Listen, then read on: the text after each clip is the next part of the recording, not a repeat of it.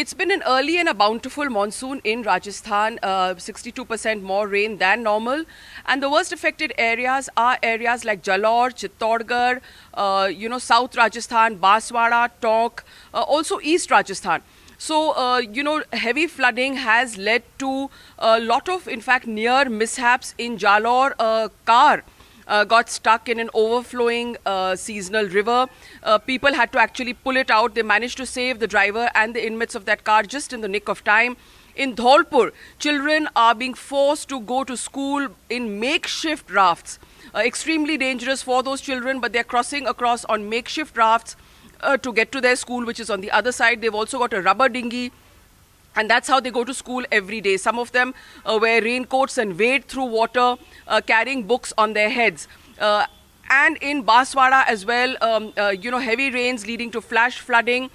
In Ajmer, in fact, very, very heavy rainfall that left roads flooded, homes turned into swimming pools. And in the underpass in Ajmer, a youth had a narrow escape as he nearly drowned. It was very lucky that people saw him and pulled him out in the nick of time.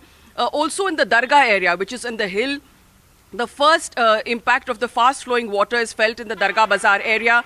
And there as well, the fast-flowing waters, the Zaireen almost got swept away. They had to hold their hands and go into the Dargah. Bikes were being swept away. That could be seen, being swept away by the rush of water.